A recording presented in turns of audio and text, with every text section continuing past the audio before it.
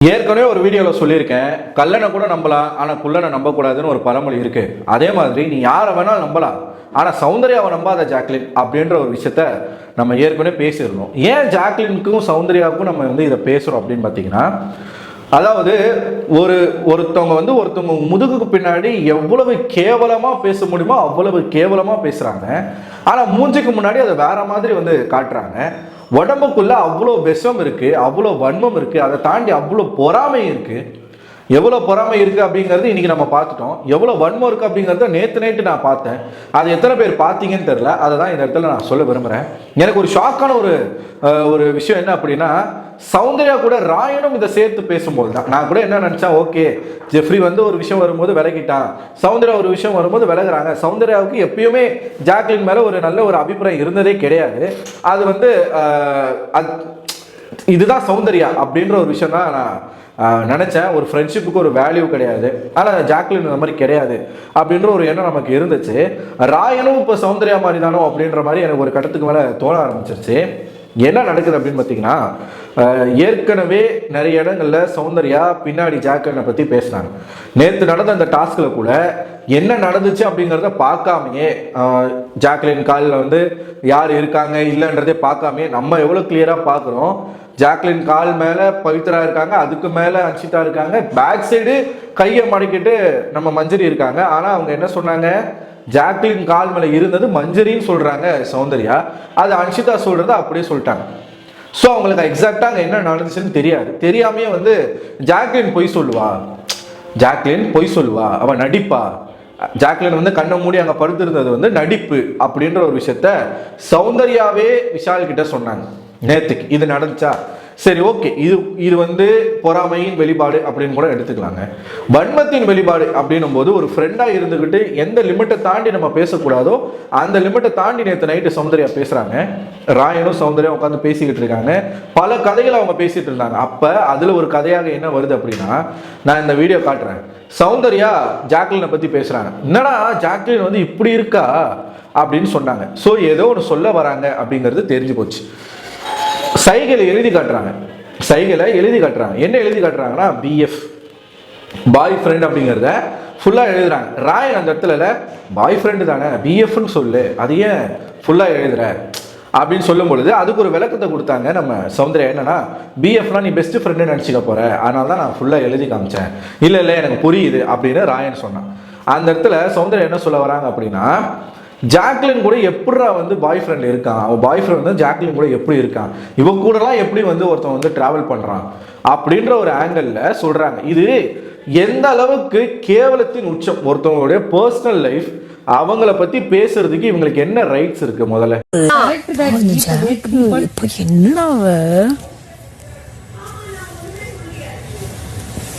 அவளை கன்வின்ஸ் பண்றது ரொம்ப கன்வின்ஸ்லாம் கிடையாது.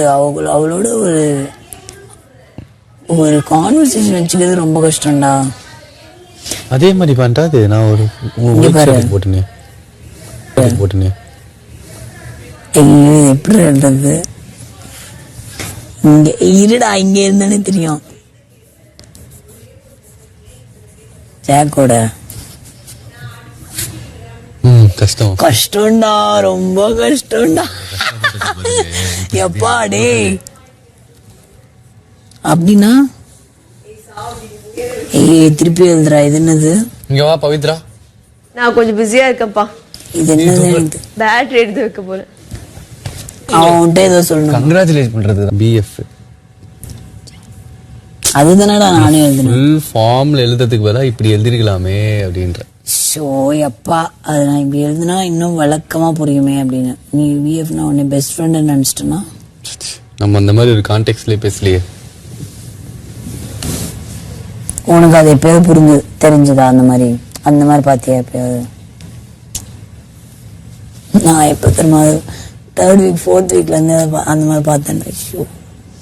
அது இப்போ மட்டும் சொல்ல முடியாது, வெளில போய் சொல்லுவேன். உடனே அங்கே போய் சொல்லலாம்.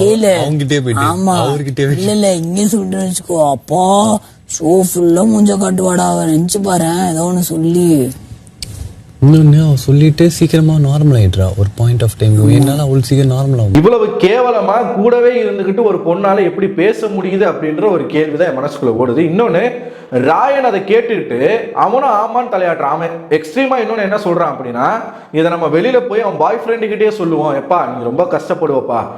ஏன் சொல்றாங்க தெரியுமா? ஜாக்லின் வந்து ஒரு விஷயத்த பிடிச்ச மாதிரியே பேசுறாங்களாம். அவங்க வந்து ரொம்ப ரொம்ப வந்து இவங்க அக்கார்டிங் டு சௌந்தர்யா ஜாக்லின் நடிக்கிறா, ஜாக்லின் பொய் பேசுறா, ஜாக்லின் பேசிக்கிட்டே இருக்கா, அவ வந்து ஏதோ ஒன்று வந்து பண்ணணுமேன்ற பண்றா அப்படின்னு ஆக்சுவலா ஜாக்லின் வந்து ஒரு ஃபேக் அப்படின்றத சௌந்தர்யா காட்டுறதுக்கு விரும்புறாங்க. இது ஒரு கட்டத்துக்கு மேல அவங்க எதோட சேர்த்து பேசுறாங்கன்னா பாய் ஃப்ரெண்டை வச்சு பேசுறாங்க. இது ரொம்ப தப்பா தெரியுது எனக்கு சீரியஸா. இதெல்லாம் ஜாக்லினுக்கு தெரிஞ்சா ஜாக்லின் மூஞ்சிக்கு முன்னாடி பேசுறதுக்கு தைரியம் இல்லை, பின்னாடி பேசுறாங்க. ஜாக்லின் இன்னமும் இவங்களை வந்து ஃப்ரெண்ட்ஸா தான் நினைச்சுக்கிட்டு இருக்காங்க, பல இடங்களை நம்மளால பார்க்க முடியுது. ஆனா பின்னாடி இவ்வளவு கேவலமா ஒரு பொண்ணு வந்து பேசுது அப்படின்னும் போது இது சௌந்தர்யாவுக்கு தெரியுமா தெரியாதா? இது வந்து ரெக்கார்ட் பண்றாங்க, எல்லாரும் பார்ப்பாங்க அப்படிங்கிற விஷயம் சௌந்தர்யாவுக்கு தெரியுமா தெரியாதா? கூடவே இருந்துகிட்டு ரிப்பீட்டடா ஒருத்தவங்களை நீங்க அசிங்கப்படுத்திக்கிட்டே இருக்கிறீங்களே ஏன்? அவன் பாய் ஃப்ரெண்டு எப்படி இருப்பான்ற கவலை ஏன் சௌந்தர்யாவுக்கு வந்துச்சு? அட்லீஸ்ட் நான் என்ன சொல்றேன்னா, ஜாக்லினுக்காச்சும் ஒரு பாய் ஃப்ரெண்ட் ரேஞ்சுக்காச்சும் இருக்க முடியும். ஆனா சௌந்தர்யா கூட ஒரு ஃப்ரெண்டா கூட யாராலும் இருக்க முடியாது. ஏன்னா இவங்க ரிப்பீட்டடா சொல்ற ஒரு வார்த்தை என்ன தெரியுமா? நான் இந்த ஷோல யாரையும் நம்ப மாட்டேனே சொல்லிக்கிட்டு இருக்காங்க. கேக் கொடுத்தாங்க கொஞ்ச நேரத்துக்கு முன்னாடி. இந்த கேக்கை ராயனுக்கு கொடுக்கும்போது அவங்க காரணம் சொன்னது என்ன தெரியுமா? ஆக்சுவலாக அந்த கேக்கை அவன் வாங்கியே இருக்கக்கூடாது, அவ்வளோ அசிங்கப்படுத்தி கொடுக்குறாங்க. நான் இந்த ஷோவில் யாரையுமே நம்ப மாட்டேன், ஏன்னா இந்த ஷோக்காக எல்லாரும் ஒன்று பண்ணுவாங்க, இந்த மேடம் மட்டும்தான் ரியலாக இருக்காங்க, மற்றவங்க எல்லாருமே ஷோக்காக ஏதோ ஒன்று பண்ணுறாங்களா, அதனால நான் யாரையுமே நம்ப மாட்டேன், நான் குறைஞ்சபட்சமாக ஒருத்தரை நம்புறேன் அப்படின்னா அது ராயன் தான் அப்படின்னு சொல்லி கொடுக்குறாங்க. அந்த கேக்கையும் அவன் வாங்கி சாப்பிட்றான். இப்படிப்பட்ட ஒரு கேக்கு ஜாக்லினுக்கு வராமே இருந்தது நல்லது, சரிங்களா? இதுல இன்னொன்று என்ன சொல்ல விரும்புறேன் அப்படின்னா, இந்த ஷோக்காக எல்லாரும் ஒன்று பண்றாங்க, அதை நான் நம்ப மாட்டேன் அப்படின்னு சொல்லக்கூடிய சௌந்தர்யாவும் இந்த ஷோக்காக தானே ஏதோ ஒன்று பண்றீங்க. அப்ப அவன் நடிக்கிறானா நீயும் நடிக்கிறதானா? அது என்ன நீ மட்டும் உத்தமினா மற்றவங்களாம் வந்து தப்பா அப்படின்ற ஒரு கேள்வி எனக்கு வந்துச்சு. ஸோ இந்த இடத்துல இவங்க ரெண்டு பேரும் மாறி மாறி ஒருத்தருக்கு ஒருத்தர் கேக் கொடுத்துக்கிறாங்க, அது வரைக்கும் ஓகே. இன்னொருத்தவங்களுடைய பர்சனல் லைஃப்பை எடுத்து பேசுறதுக்கு நீங்க யார்?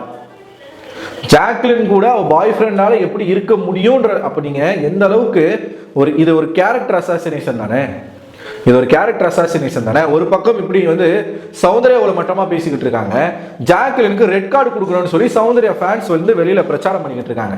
ஏன் ஜாக்லினுக்கு ரெட் கார்டு கொடுக்கணுமா? அன்சிதாவை அடிச்சுட்டாங்களாம், ஜாக்லின் வந்து அடிக்க போயிட்டாங்களாம், விஜய் சேதுபதி 3 வாட்டி வார்னிங் கொடுத்தோம், 4வது முறை இது நடக்குது, அதனால அவங்களுக்கு கொடுக்கணும்னு சொல்லிட்டு. ஏன்னா ஜாக்லின் இல்லைன்னா இவங்களுக்கு நல்லது இல்லை.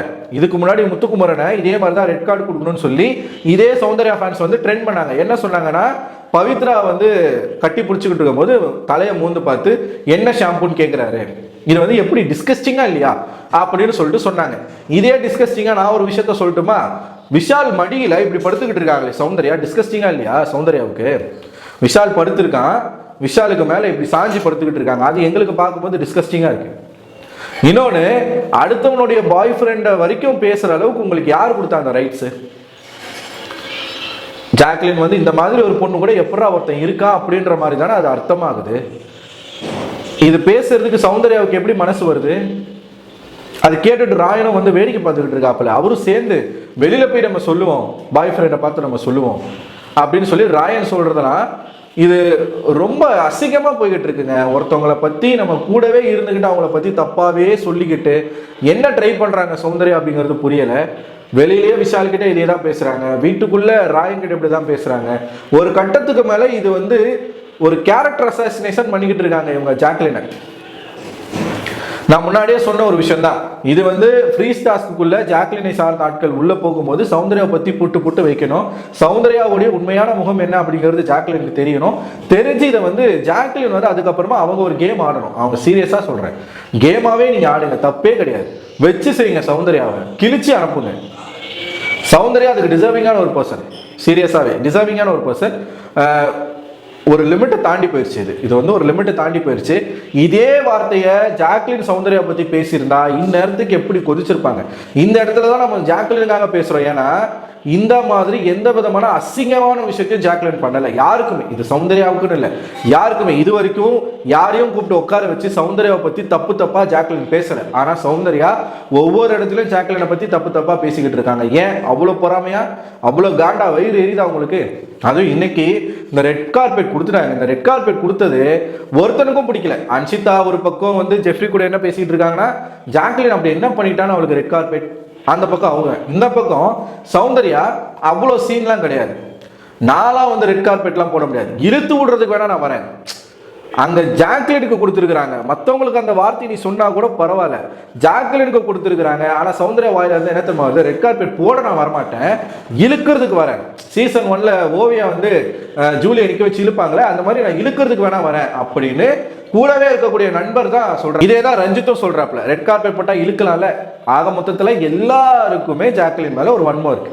அதனாலதான் ஜாக்லினுக்கு ஒருத்தன் பையன் கூட வந்து கேக்கும் கொடுக்கல. அது வந்து ஓகே, அது வந்து ஒருத்தருடைய தனிப்பட்ட விஷயம், அது வந்து நம்ம அப்படி எடுத்துக்கலாம். ஒரு ரெட் கார்பெட்ற ஒரு விஷயம் வந்து பிக் பாஸ் வந்து கொடுக்குறாங்க, மக்களால ஜாக்லினுக்கு கொடுக்கப்பட்ட அதை பிக் பாஸ் வந்து அனௌன்ஸ் பண்றாரு. அதுல நீ இந்த மாதிரி ஒரு கமெண்ட்டை வைக்கிற, உன் ஃப்ரெண்ட் அப்படிங்கிறதுனால தான் அவங்க அமைதியா இருக்காங்க. இதோ வேற யாருக்கிட்ட இந்த மாதிரி சௌந்தர்யா பேசியிருந்தா வேற மாதிரி நடந்திருக்கும். ஆனால் ஜாக்லின் வந்து எல்லா இடத்துலையும் பொறுமையாக போகிறாங்க. ஜாக்லின் கிட்ட இருக்கக்கூடிய குணாதிசயங்கள்ல ஒன்று கூட சௌந்தர்யாவுக்கு கிடையாது, ஒன்று கூட சௌந்தர்யாவுக்கு கிடையாது. இது வரைக்கும் ஜாக்லின் வந்து சௌந்தர்யாவுடைய வாய்ஸை வச்சு கூட பேசுனது இல்லை. அவங்க கிட்ட இருக்கக்கூடிய குறைகளை வச்சு என்றைக்குமே ஜாக்லின் பேசுனது கிடையாது. அதை ஆக்சுவலாக அவங்க பாசிட்டிவாக தான் பேசியிருக்காங்க. நானுமே அதை ஃபேஸ் பண்ணியிருக்கேன். அதுக்காகவே நின்றுருக்காங்க, சௌந்தர்யாவுக்கு பல இடங்களில் நின்றுருக்காங்க. ஆனால் நீங்கள் திருப்பி அவங்களுக்கு கொடுக்கறது என்ன, இவங்க கூடலாம் எப்படி அவன் பாய் ஃப்ரெண்ட் இருக்கான் அப்படின்ற ரேஞ்சுக்கு அப்படி என்ன பண்ணாங்க ஜாக்லின்? அப்படி என்னவா பண்ணாங்க? உனக்கு எதனா பிரச்சனை வந்துச்சா ஜாக்லினால? உன்னை எதனா டார்ச்சர் பண்ணாங்களா? உன்னை புள்ளி பண்ணாங்களா? நீ புள்ளி பண்ணி தான் ஒட்டுமொத்தமாக கேங்குக்கே வந்து புள்ளி கேங்குன்ற பேரே வந்துச்சு. அப்போ கூட நம்ம பேசியிருந்தோம், புள்ளி அப்படிங்கிறது வேற, மாக்கிங் அப்படிங்கிறது வேறன்னு சொல்லி. ஆனால் நீ வந்து எல்லா தப்பையும் பண்ணிட்டு நான் நல்லவளா இருக்கிறேன் அப்படின்றத காட்டிக்கிறதுக்காக ஜாக்லினை பற்றி நீ தப்பா பேசுறதெல்லாம் வந்து தொடர்ச்சியாக பார்த்துக்கிட்டே இருந்து சகிச்சிக்க முடியல. இது ஒரு லெவலுக்கு மேலே போயிருக்கு. விஜய் சேதுபதி இதுக்கு ஒரு வார்னிங்கை கொடுக்கணும். எப்படி வந்து சௌந்தர்யா பற்றி விஜய் விஷால் பேசும்பொழுது ஒரு வார்னிங்கை கொடுத்தாரோ, அவங்களோட பர்சனல் லைஃப்பை பற்றி யாரும் பேசக்கூடாதுன்றத ஒரு வார்னிங்காக கொடுக்கணும். இது தப்பு இல்லையா? பாய் ஃப்ரெண்டால எப்படி இருக்க முடியும்? அப்படி என்ன ஜாக்லின் வந்து கெட்ட பொண்ணாயிட்டாங்க புரியலையே. கேரக்டர்லெஸ்ஸாவா இருக்காங்க ஜாக்லின்? அது நீ பேசுகிற பற்றி அதெல்லாம், அதுதான் நம்மளால ஏற்றுக்க முடியல. ஸோ இது வந்து நேற்று நைட்டு நடந்த ஒரு விஷயங்க. ஸோ இதை பார்க்கும்போது உங்களுக்கு என்ன தோணுது? இந்த மாதிரியான பேச்சுக்கள் எல்லாமே கூடவே இருந்துக்கிட்டு ஒருத்தவங்க பேசுறதெல்லாம் வந்து ரொம்ப தப்பு. அது ஒரு கட்டத்துக்கு மேலே ஜாக்லினுக்கு தெரியும் போது எப்படி அவங்க உடைவாங்கன்றது நமக்கு தெரியாது. ஏன்னா அவங்க எமோஷனலாக வீக்காக தான் இருக்காங்க. ஸோ இப்படிலாம் கூடவே இருந்துக்கிட்டு பேசுகிறாங்களே அப்படின்ற ஒரு விஷயத்தை அவங்க எப்படி அக்செப்ட் பண்ண போகிறாங்கன்றது தெரியல. ஆனாலும் சொல்லணும், அவங்க கிட்ட இந்த விஷயத்தெல்லாம் கொண்டு போய் சேர்க்கணும். யார் கொண்டு போய் சேர்க்குறாங்கன்றதை பொறுத்து வந்து பார்ப்போம். ஸோ நீங்கள் இதை பார்க்கும்போது உங்களுக்கு என்ன தோணுதுன்றத கமெண்ட் பாக்ஸில் கமெண்ட் பண்ணுங்கள். அடுத்த ஒரு வீடியோவில் உங்களை சந்திக்கிறேன். நான் உங்களை விடைபெறுவது நான் அரவிந்தன்.